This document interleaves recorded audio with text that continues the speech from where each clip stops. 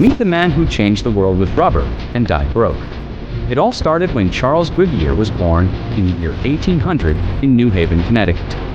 He started working in his father's hardware business, but his heart wasn't really in it. From a young age, he was all about inventing things.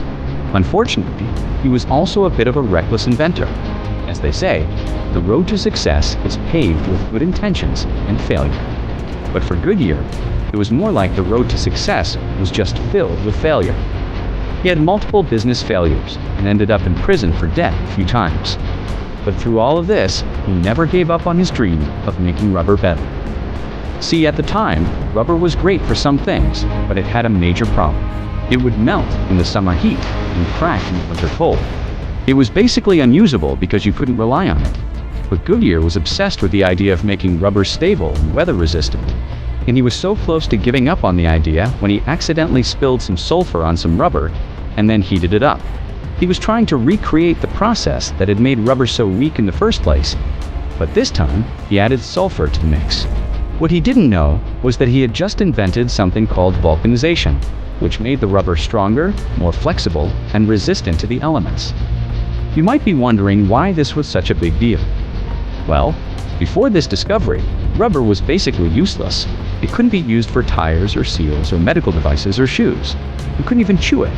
But now that it was durable, Goodyear's rubber was perfect for all sorts of things. He had changed the world. He started a company and began producing rubber goods and never made a fortune.